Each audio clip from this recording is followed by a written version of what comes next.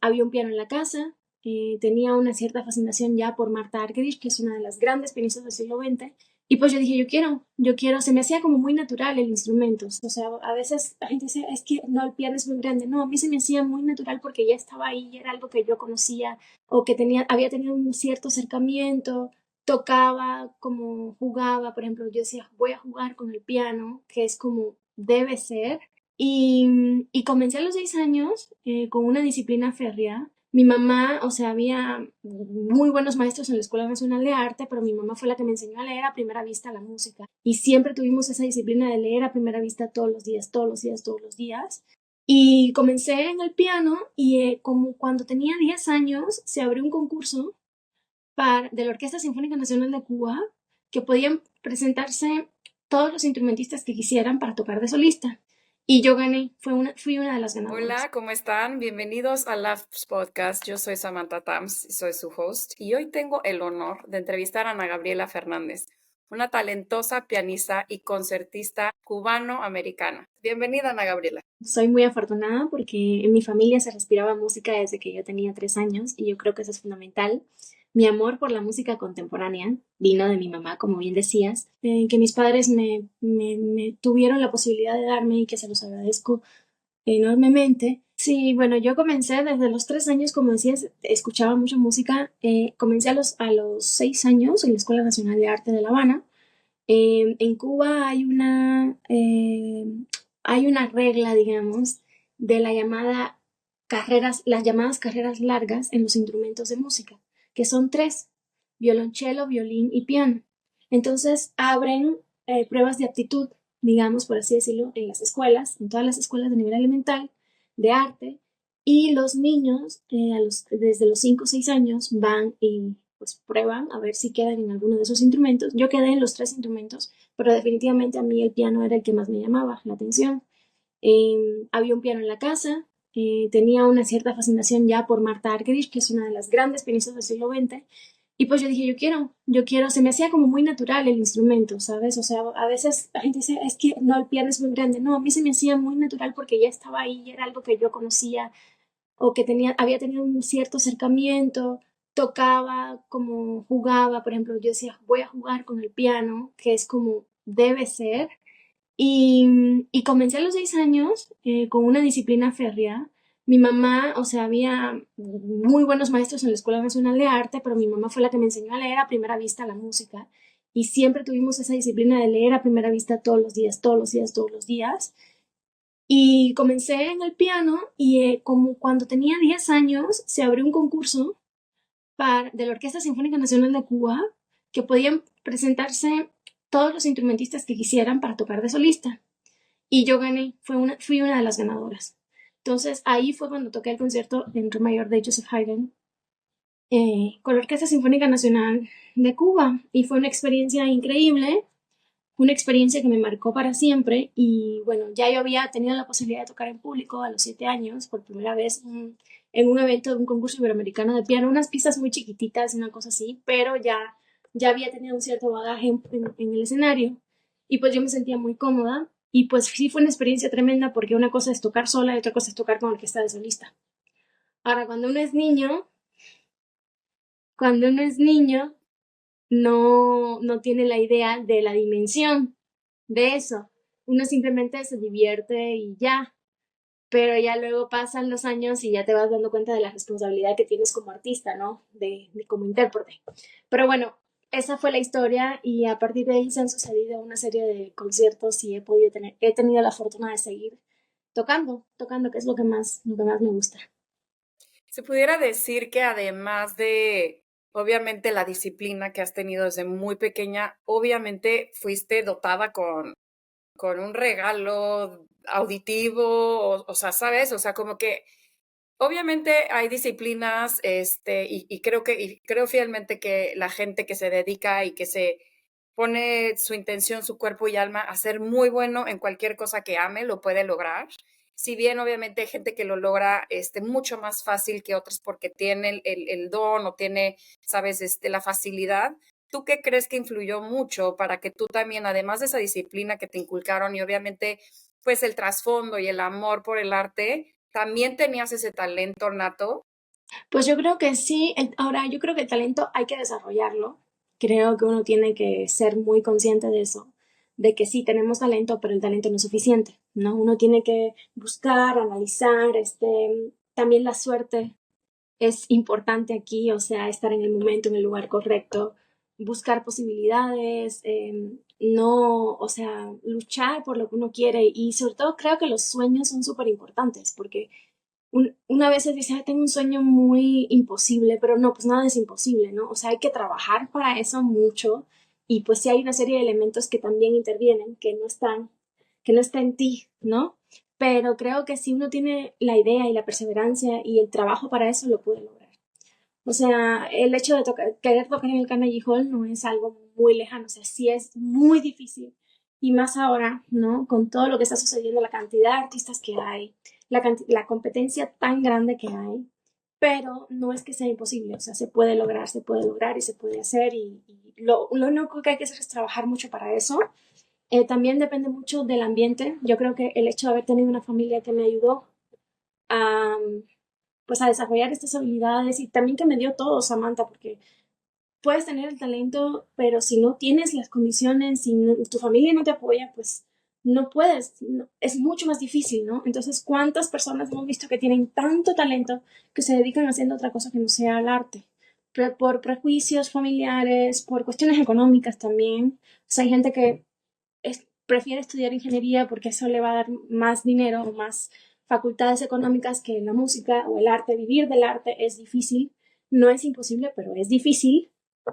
Y pues bueno, tuve la suerte, la tenacidad y aquí sigo, ¿no? No es fácil, siempre uno tiene que diversificarse, buscar proyectos. Para mí, lo fundamental ha sido la diversificación, o sea, diversificarme, o sea, no solamente música, sino también escribir sobre música, ¿no? Comunicar sobre música, tener diferentes facultades porque todo eso también yo siento que me ayuda a mí como persona, como artista. Y bueno, ya en un mundo tan globalizado y tan competitivo, pues yo creo que los músicos tienen que ver otras maneras también, ¿no? O sea, está el concertismo, que es lo que yo hago, que es lo que amo, que es mi actividad principal, pero también poder hacer otras cosas, tener las facultades y las herramientas para poder hacer otras cosas, ¿no? Que tengan que ver también con la música.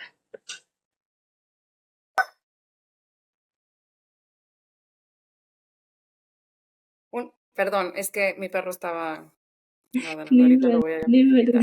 Dime una cosita, entonces terminas.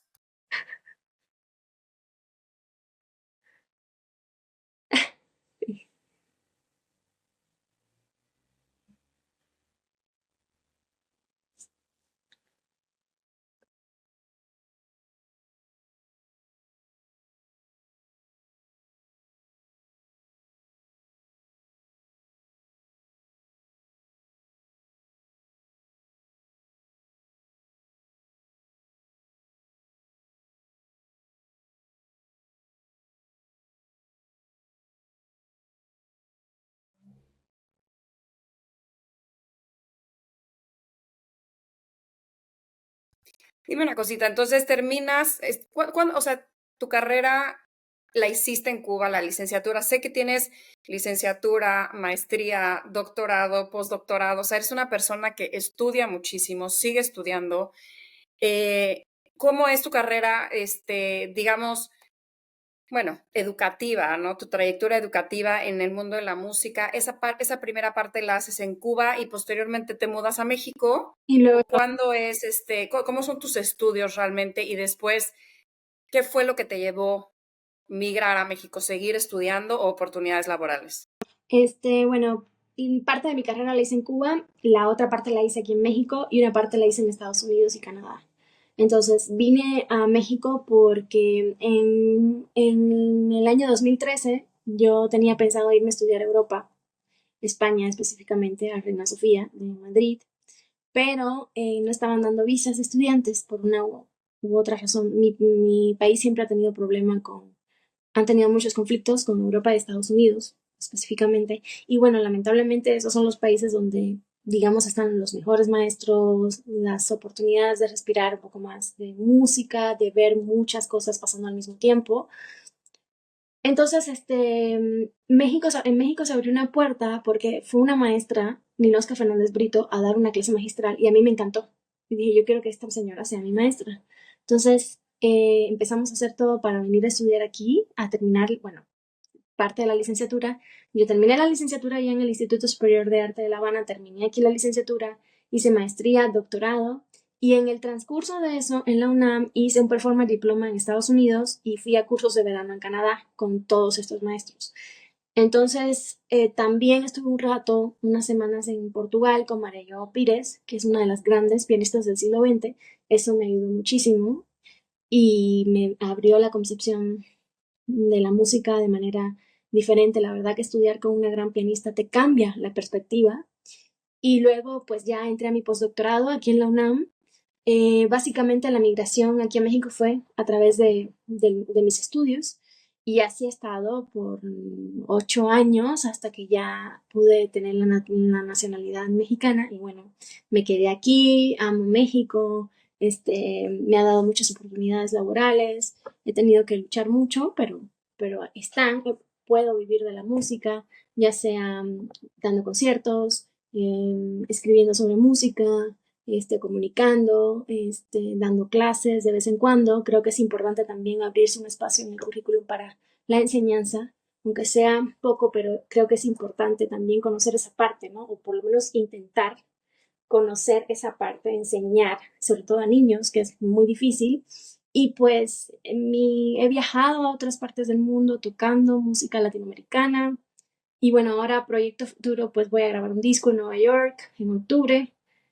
Sí, Qué de cool, muy compositores padre. mexicanos, mi primer disco con Naxos, que es una disquera muy importante de música clásica gringa, bueno, a nivel de Estados Unidos, pero que tienen una difusión increíble, o sea, sus plataformas son increíbles y bueno, voy a grabar en Yamaha New York, que es un espacio maravilloso con pianos muy bien atendidos, con unas sonoridades increíbles, o sea, de verdad que cuidan el espacio. Y bueno, estoy muy feliz por poder hacer esto y estoy segura que en el futuro van a venir oportunidades de tocar con las orquestas allá en Europa. Eso es lo que yo quiero y eso es a lo que estoy tirando. Pues. Leía que tu sueño es ser intérprete, ¿no? Obviamente es lo que buscas y Ujú, todo. ujú.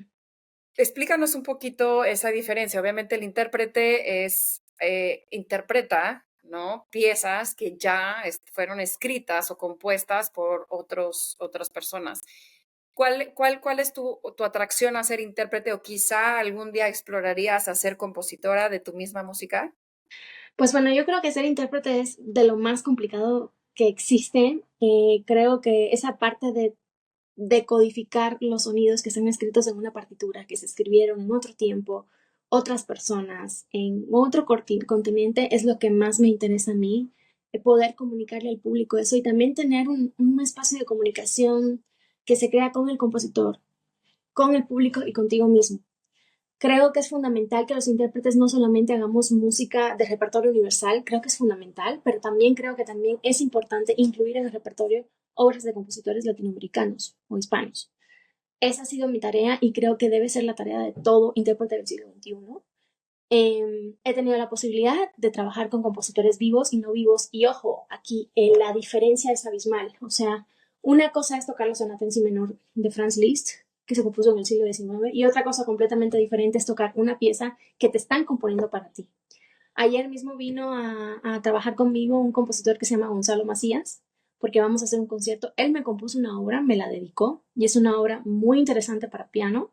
Vamos a hacer un concierto en julio en Los Pinos, y se van a hacer obras de Gonzalo Macías y Leopoldo Novoa, y yo voy a tener la posibilidad de estrenar esas piezas que están dedicadas a mí, a mí. Entonces ya vas pensando, ya vas creando un precedente de que, bueno, qué padre, o sea, creas más repertorio. Entonces, todos estos incentivos a los compositores latinoamericanos o mexicanos o como le quieras llamar, de toda la región, es importante porque a las disqueras internacionales lo que les interesa es eso. Y como pianista, nacida en Cuba, nacionalizada mexicana, O sea, a mí siempre me ha interesado dar a conocer la música que se escribe en estos tiempos para que en Europa la conozcan, para que en Estados Unidos la conozcan. Precisamente el disco que voy a grabar es de música de compositores como Chávez, Revuelta, Ponce, Gonzalo Macías, ¿no? Entonces, hay mucha diversidad de lenguajes que creo que vale la pena que los intérpretes exploren. Y ojo, también es muy diferente cuando tú tocas una pieza de un compositor que ya no está a cuando trabajas una pieza con un compositor que está. Esa co-creación que se crea entre el intérprete y el compositor es fundamental. Yo, Mm. admiro demasiado a los compositores como para decir que voy a componer mi propia música. Creo que es suficientemente difícil hacer e interpretar la música bien. O sea, como para yo decir, voy a ser compositora. O sea, creo que es un talento que hay que desarrollar, que es un talento que no tengo, pero estoy muy feliz de poder co-crear y de poder estrenar piezas de compositores que están buscando intérpretes que le den voz a su música. Fíjate qué interesante. Ahorita que estás platicando eso, se me vino a la mente un momento en el 2023 que tiene que ver con la moda. Ángel Sánchez decía, estuvimos en el Summit de Santo Domingo en Raíces, y Ángel Sánchez decía, el tesoro más grande de un diseñador son sus patrones, ¿no? Es algo por el cual ha trabajado, o sea, el patrón y su estilo y su caída y todo, o sea, esos archivos son pues, su más grande tesoro. Y en ese momento él decidió compartir esos patrones con una nueva generación de diseñadores que traían una idea increíble de cómo revolucionar los diseños clásicos y que han trascendido a través de los años de Ángel, ¿no? Un personaje súper histórico, diseñador venezolano, pero con un twist, ¿no? Entonces se hizo justamente este merge entre nuevos talentos con cosas que ya habían estado pasando y más o menos con lo que cuentas, así es como lo interpreto un poquito, ¿no? Estos talentos actuales o quizá de otros tiempos, pero que están buscando una nueva voz fresca que Eso, le dé una interpretación contemporánea a lo que ellos pudieron haber creado en algunos otros tiempos. exactamente esa es la búsqueda del lenguaje, la búsqueda de un lenguaje propio, de una voz propia. Eso se aplica a los intérpretes a través del sonido, ¿no? O sea, el trabajo con el sonido. Cuando tú escuchas una grabación de Marta Argerich o escuchas una grabación de Sviatoslav Richter, el sonido es completamente diferente, ¿no? Incluso en la misma grabación. Entonces, el trabajo con el sonido para mí es de las cosas más importantes que debe permear el trabajo de un intérprete, la diversidad de repertorio, o sea, la amplitud de repertorio que uno debe tener, la inteligencia para escoger el repertorio exactamente que uno quiere, porque hay tanto repertorio que no te da la vida para eso. Entonces uno tiene que elegir muy bien, siento yo, qué tipo de obras quiere, digamos, introducir en su repertorio. Cuatro, la narrativa que uno escoge para los programas. Supongo que para las colecciones es así. Hay una narrativa también en cada colección. Entonces es como una narrativa en cada programa. Cada programa es como una nueva colección. Entonces es la manera mía de ver, digamos, como que esta relación de la moda con la música, la búsqueda de la personalidad, la búsqueda de la voz propia también, digamos, la diversidad de diseños que uno puede ver, la diversidad de repertorio que uno puede ver, pero también para mí lo más importante es la sobriedad y la elegancia, que es algo que creo que me caracteriza a mí como intérprete. O sea, la sobriedad, no hay más, no hay que hacerle más a la música porque la música habla por sí sola, igual que la moda habla por sí sola. Entonces, es como la música ahí está hecha, lo único que uno tiene que hacer es interpretarla y mandarle ese mensaje a los escuchas, al público. Y créeme que si está bien hecho y hay una honestidad, el público lo va a entender. Y otra cosa que leía muchísimo sobre es también cómo te encanta seguir investigando, ¿no? Y que consideras que la investigación es parte fundamental de tu profesión, Sí, ¿no? sí, sí. Volviendo al tema, sí, preparación, y te digo licenciatura, maestría, posgrados, todo, pero continúas investigando non-stop y eso ha nutrido muchísimo también tu profesión. Cuéntanos por qué consideras que el siempre estar investigando es algo fundamental para, pues bueno, no nada más en la carrera de la música, pero sino en todas las profesiones. Porque creo que te mueve hacia otros lugares que no sabías que existían. Por ejemplo, yo, gracias a mi mamá, conocí a Julián Orbón y gracias a que conocí a Julián Orbón, comencé a descubrir la música de él y ha sido parte de mi repertorio. O sea, si yo no hubiera descubierto la figura de Julián Orbón sencillamente, no hubiera nunca conocido la música tan maravillosa que escribió, que está ahí y que nadie la toca. Muy poca gente la ha grabado.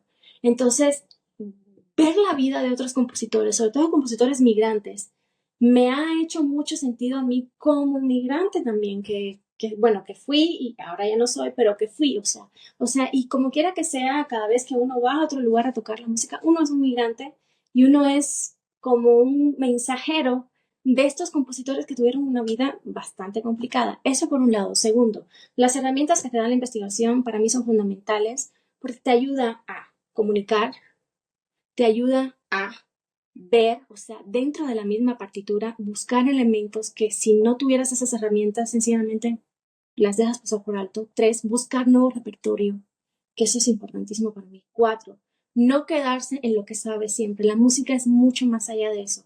Y creo que la investigación es parte fundamental de eso, el descubrir, el leer, y no solamente investigar, sino también leer. O sea, muchos músicos no leen, o sea, estamos hablando de que te leas, lee Octavio Paz, o sea, lee Baudelaire, o sea, lee una novela de García Márquez, lo que quieras, lee las noticias, lo que sea, pero lee, ¿no? Entonces, el hábito de la lectura, que está muy ligado para mí al hábito de la investigación también, es algo que es para mí fundamental en la práctica del intérprete. Y además, pues bueno, también nutre mucho esta etapa que también comentabas que tienes, ¿no? Como colaborador en publicaciones como Letras Libres, DNA, Gato Pardo, Abogacía. ¿Cómo ha sido tu experiencia también explorando y combinando estas dos pasiones, la música y la escritura? Ha sido muy difícil porque el intérprete necesita muchas horas de estudio, entonces la investigación también necesita horas de estudio. Incluso cuando voy a escribir un texto sobre cualquier cosa, tengo que investigar. Primeramente, también Samantha me ha ayudado mucho a ver qué tipo de lenguaje yo tengo que usar para que las personas entiendan el texto. Yo estoy escribiendo para un público que no necesariamente sabe de música, entonces para mí es fundamental comunicarle con palabras lo que yo sé, pero que quiero que ellos sepan. Entonces, me he dado la tarea, por ejemplo, voy a empezar a escribir en Nexos, que es la otra revista importante, aparte de Letras Libres, y están muy Guau. interesados también. Sí, sí, sí. Están interesados también. Bueno, llegaron a mí porque les gustó mucho mi trabajo en Letras Libres y ha sido como de que, ok, ¿cómo yo puedo digamos, relacionar la música popular con la música clásica? ¿Qué temas o subtemas son importantes? Cuando hago un perfil de un compositor de música contemporánea, como en el caso de Ana Lara, por ejemplo, sencillamente la relacioné con Sor Juana Inés de la Cruz, ¿no? Con un poema, Primero Sueño, y entonces ya las personas que no conocían a Ana Lara, pero que conocen a Sor Juana Inés, entonces ya la comienzan a relacionar. El lenguaje es un lenguaje accesible. Acabo de sacar un texto en Nexo sobre el mambo y la influencia del mambo en la música clásica con la figura clásica mexicana, con la figura de Damaso Pérez Prado. Entonces, todo el mundo conoce, o la mayoría de gente conoce a Damaso Pérez Prado, conocen qué cosa es el mambo. Entonces, ya por ahí empiezo a darle una especie de acercamiento a las personas que no conocen la música contemporánea. Entonces, lo voy relacionando el mambo con algunas piezas de Gabriel Ortiz, por ejemplo, ¿no? O de Javier Álvarez, ¿no? Que son compositores de música académica contemporánea dura, ¿no? Entonces, ha sido una tarea muy ardua. Mis horas de escritura es a las 5 de la mañana, literal, de 5 de la mañana a 7 de la mañana, porque luego tengo el día para estudiar, tengo que estudiar piano. ¿Es cuando te inspiras o es porque eres muy puntual en tus horarios de estudio, de... Es cuando mejor funciona mi cerebro. Muchos escritores me han dicho, pero en serio a esa hora yo no puedo, pero es que es la hora que me funciona, la hora que más puedo, porque el resto del día es para estudiar, luego para hacer trámites, que luego sabes que a veces los trámites son muy engorrosos, o sea, para cosas de la vida cotidiana, y estudiar, estudiar, estudiar lo más que se pueda el instrumento, que es bastante, pues bastante complejo, ¿no? 5 o 6 horas. Entonces, sí, ha sido un reto esta diversificación, pero creo que vale toda la pena el mundo. Mi tirada no es ser escritora, creo que admiro demasiado a los escritores para eso, pero sí es importante para mí tener un espacio y soy muy afortunada de tener un espacio de comunicación para que las personas que lean estas publicaciones, que más bien son la mayoría de publicaciones en Letras Libres y Nexos es sobre política, ¿no? Entonces ellos Claro, precisamente estaban buscando un nicho de música, o sea, diferente, claro. tanto con Y es algo reseñas. muy interesante que mencionas, porque decías, el público actual no está bien educado en cuestión de la música, ¿no? O sea, y no estoy minimizando a otros géneros musicales, ni mucho Mm, menos, pero siento que cada vez más nos vamos por más lo mainstream, digamos, entonces, justamente, pues, estos personajes y estas cosas, que mencionas, tus compositores, todo, no son de conocimiento popular. mm. ¿Cuál crees que es el papel de la música en la sociedad actual, no? O sea, ¿cómo crees que puede influir tanto tus textos en la música o la misma música de otros géneros clásica en la vida de las personas que hoy solamente están escuchando quizá cosas sin mucho contexto o narrativa, porque pues son canciones que de pronto las escuchas y dices que no está diciendo absolutamente nada, ¿no? Mm. O en la parte de la melodía y en la composición es como, ¿qué es esto, no? No, yo creo que busca el papel de sensibilizar, yo creo que debe ser esa sensibilidad y ese sanar. La sociedad, y bueno, la sociedad mexicana necesita sanar muchas cosas. Estamos viviendo unos tiempos tremendos desde antes de la pandemia, pero bueno, después de la pandemia se puso mucho peor todo a nivel político, cultural, como le quieras llamar. Y creo que las orquestas están dando a la tarea y tienen que darse más a la tarea de la difusión de la música y de atraer a nuevos públicos. Están las redes sociales también que creo que pueden ser un factor esencial para, digamos, la difusión de música clásica. La mayoría de las personas, bueno, a mí me ha tocado incluso ir a lugares muy alejados de la ciudad. Cuando hice el servicio social en la Facultad de Música de la UNAM, me mandaban a lugares realmente de unas condiciones terribles para dar un concierto con un teclado, literal, y yo me acuerdo que yo tocaba piezas como el Gaspar de la Nuit de Maurice Ravel o la Sonata en Si menor de Liszt, y los niños, me acuerdo que fui una vez a una escuela y los niños estaban felices, silencio absoluto.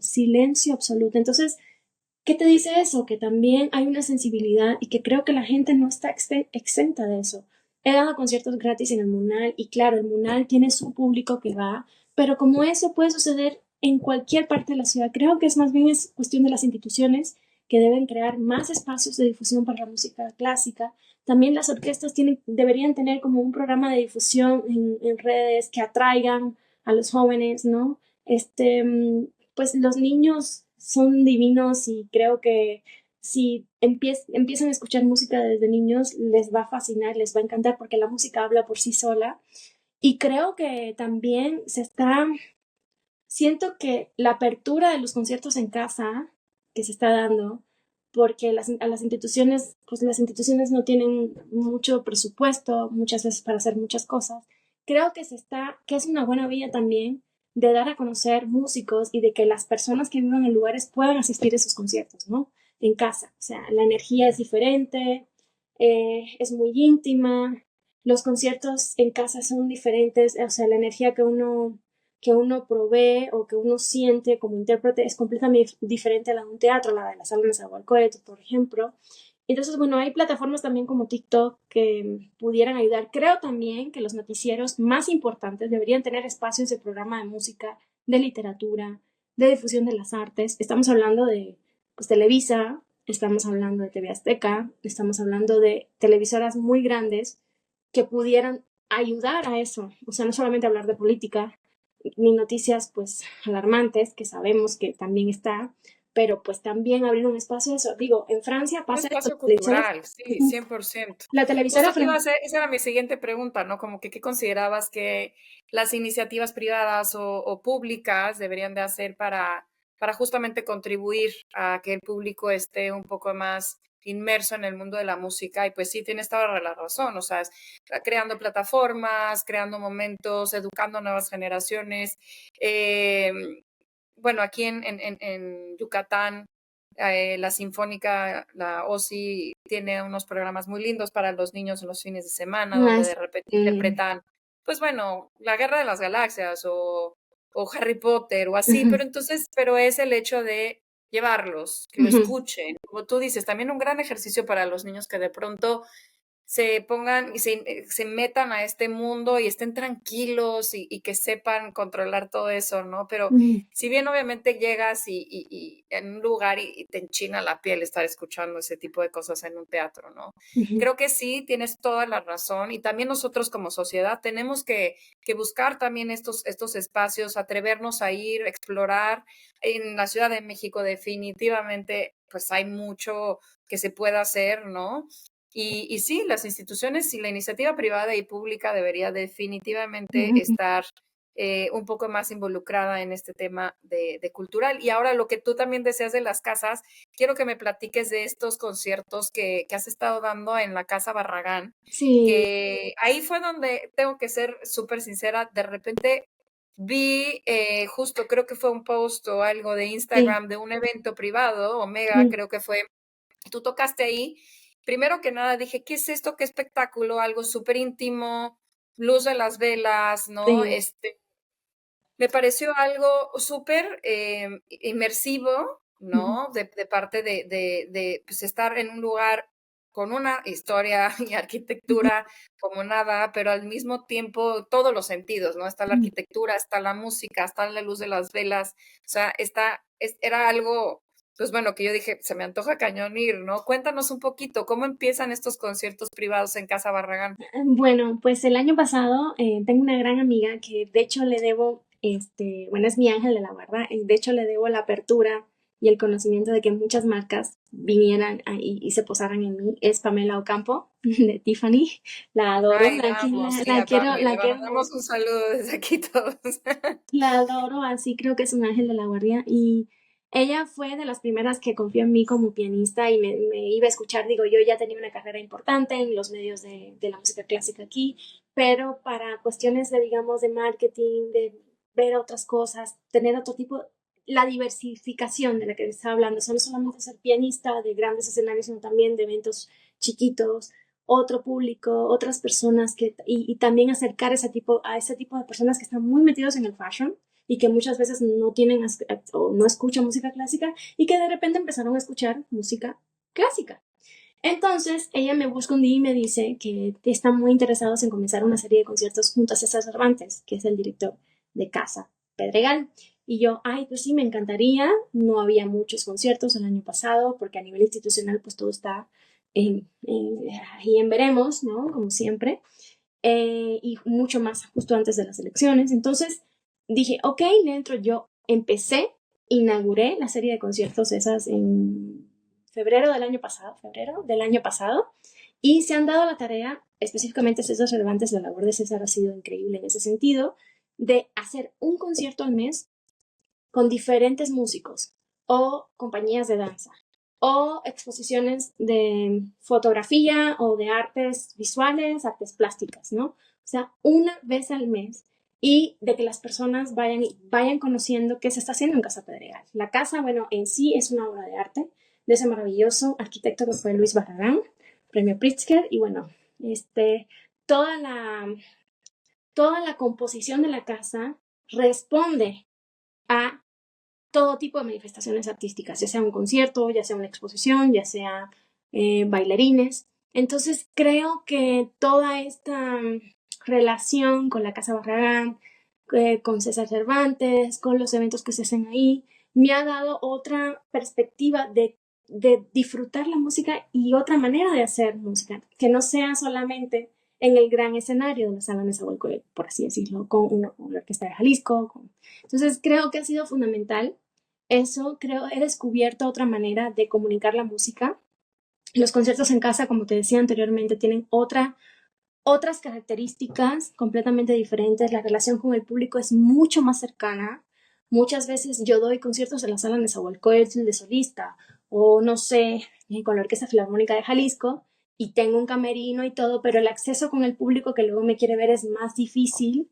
O sea, el público está muy alejado de mí y en Casa Pedregal se crea un ambiente muy íntimo, muy sensible, Y que bueno, que espero que otros lugares más se abran a esta experiencia, que creo que es fundamental para dar a conocer nuevos músicos, músicos emergentes, que comienzan en sus carreras, también para que la comunidad se llegue a ser una comunidad, o sea, porque ya Casa Pedregal tiene su público, ¿no? Que viene de todas partes de la ciudad.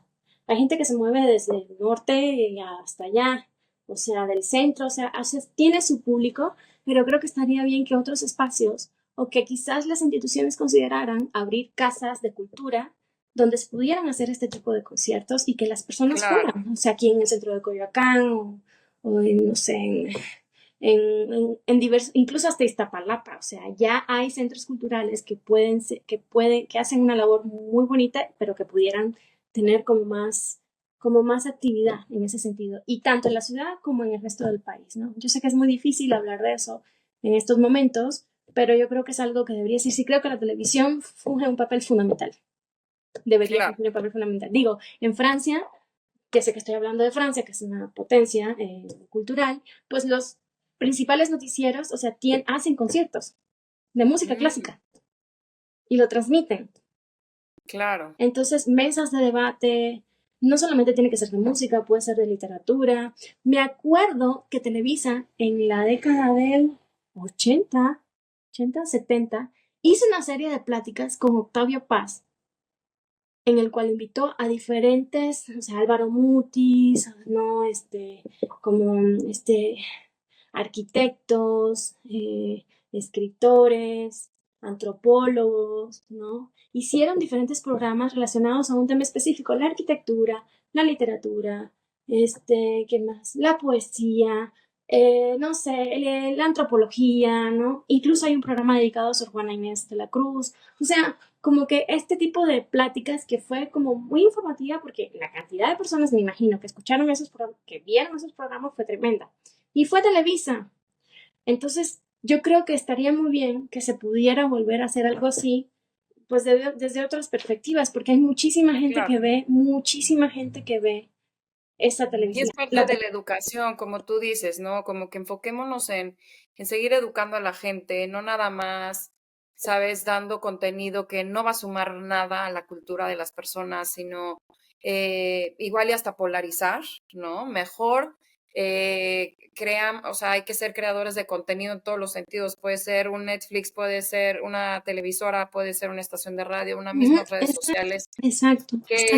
que justo pues agreguen este valor cultural en diferentes ámbitos, en diferentes industrias creativas. Ujú, Te quería hacer una pregunta que ahora me quedé pensando cuando dijiste, bueno, ya tienes una carrera, todo. Pame Ocampo ha sido como una persona que te ha introducido increíble. a colaborar con varias marcas. Yo ya he visto que has colaborado con varias marcas. Entonces empieza un rol también de emprendedora, quizá, además de creativa, de hacer y crear tu marca personal, como Ana Ujú, Gabriela Fernández, concertista pianista, sí, que sí. estás colaborando, que entonces ya tienes a un PR agency detrás que está Ujú, buscando oportunidades para ti. ujú. Evidentemente, como bien tú dices, pues bueno, se monetiza y se profesionaliza de alguna manera tu arte. Cuéntame cómo balanceas eso, o en qué momento dices, bueno, a ver, ya tengo que empezar a también explorar esas áreas y cómo lo hago, ¿no? O sea, me imagino que tú dentro de tu mente creativa, pues bueno, quizá tienes a alguien que te ayuda en esa parte de un negocio, ¿no? Pues estoy viendo con una amiga, bueno, con una amiga y un amigo, de sacar una especie de marca de serum personal. Es algo que estamos dándole vueltas, tenemos con muchas cosas, hicimos la institución, o sea, el acta constitutiva, todo lo que da, estamos pensando cómo va a ser la caja, las letras, todo. Es algo que a mí me interesa mucho porque también puede ser una exploración de otro tipo de arte que me gustaría hacer, porque la verdad, o sea, hacer negocios y sacar tu propia marca lleva muchísimo trabajo, mucho emprendimiento, mucho pensar, mucho organizarte, ¿no? Pero creo que es fundamental porque también, o sea, digo, ¿por qué si estoy haciendo esto no voy a hacer esto otro también? Si tengo el público, mucha gente me sigue, claro está, sin dejar de lado la música, ¿no? Entonces, yo creo que es fundamental que mientras sea un trabajo honesto, sincero, que quieras diversificar, que pueda, digamos, ser un sello propio, que la música esté presente todo el tiempo. ¿no? Que sea yo la que esté presente, o sea, mi esencia todo el tiempo, no hay ningún tipo de problema. Yo lo que sí no le acabo de entrar es al mundo del TikTok. Preferiría, Sí, yo tampoco. porque Me cuesta mucho. mucha gente haciendo TikTok que dice son pianistas, pero no son pianistas, gente, la verdad, mediocre, por así decirlo, perdóname, pero pues lo tengo que decir y no me da pena decirlo. Entonces, es lo que le está llegando a las personas. Yo preferiría hacer un programa con Carmen Aristegui, por ejemplo, y hacer un video de 3 minutos hablando sobre música, de cualquier tema.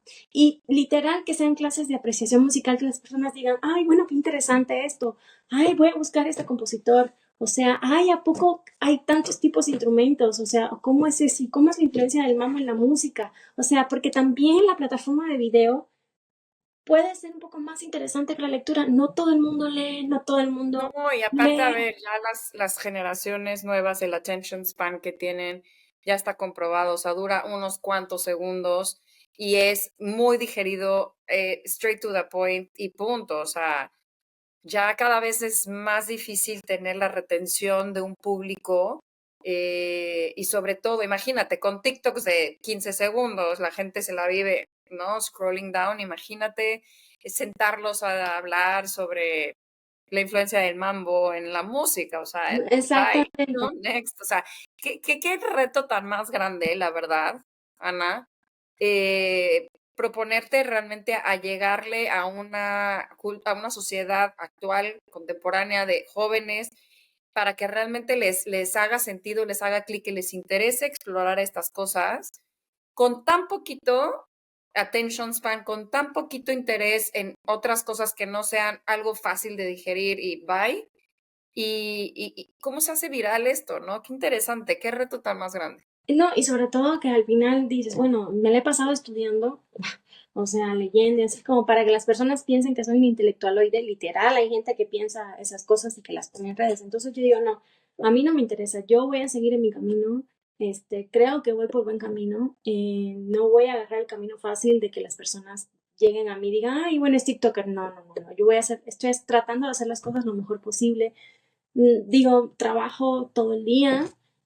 Creo que la música habla por sí sola y afortunadamente la gente que me sigue y que va a ver mis conciertos, que han llegado también incluso por anuncios de Instagram que he hecho, todos los conciertos han sido sold out.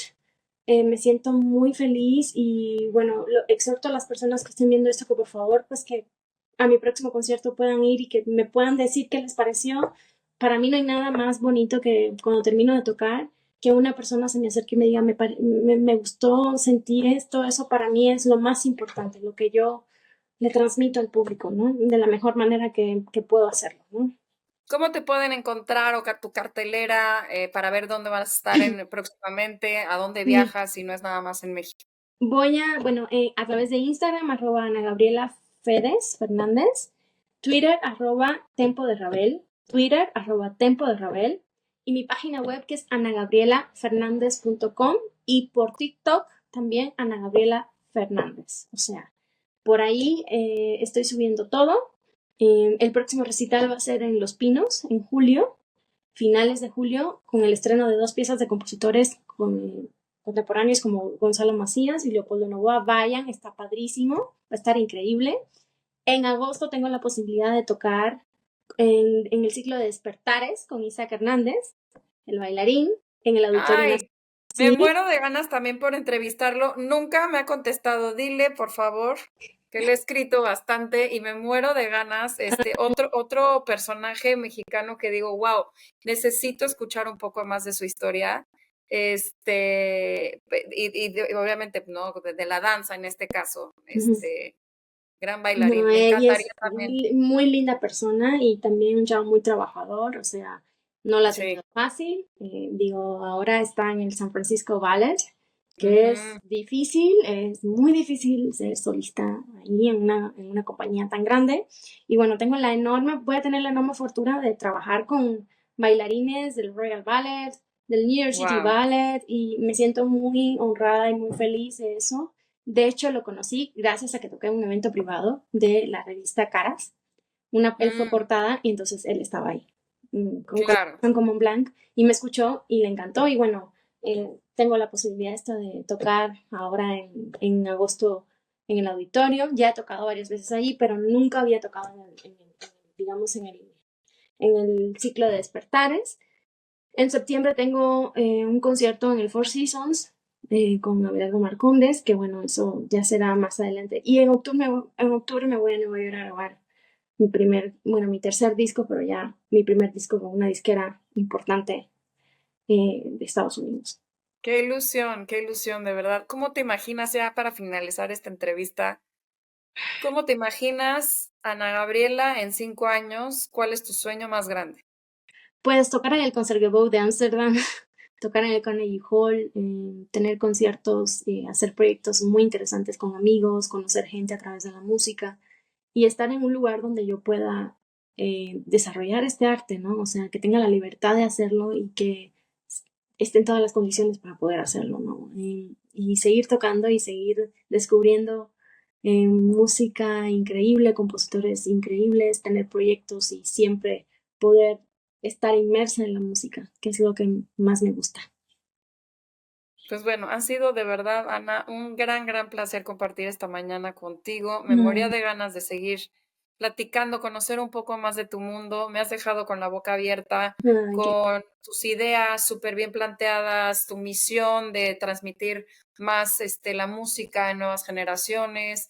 Realmente, sin duda, eres una persona llena de riqueza cultural, llena de inteligencia, llena de tenacidad y con sueños increíbles. Y estoy segura que se te van a dar porque precisamente trabajas muy, muy fuerte para que se te den. Y te deseo toda la suerte del mundo. De aquí a octubre que grabes, por favor, nos mantienes al tanto. sí, ah, Ya sabes que nosotros, bueno, en Labs también podemos ayudar a que se amplifique este gracias. mensaje. Sobre todo, pues bueno, no tenemos que hablar solamente de moda, hablamos de todas las industrias creativas, pero el punto es enaltecer los talentos latinoamericanos y qué orgullo tener a mi primera invitada cubana, a mi Qué primera hermoso. invitada música, concertista, pianista. Entonces, muchísimas gracias por tu tiempo. Ay, gracias, Sammy. Aquí estoy. Cuenten conmigo, cuenta conmigo también para lo que necesites. Hay que apoyarnos porque pues no hay otra manera de sacar adelante las cosas. Y pues aquí me tienes como tu compañera, tu amiga. Y pues muy padre tu proyecto, divino. Yo te sigo y espero que puedas tener muchos más proyectos y que vengan cosas muy buenas para ti y para tu familia. Muchísimas gracias, de verdad. Pues bueno, nos vemos muy pronto. Ojalá que nos veamos pronto en México. Y gracias a todos por acompañarnos en esta nueva edición, en este nuevo episodio de Last Podcast. Nos vemos a la próxima. Gracias. Gracias, bye.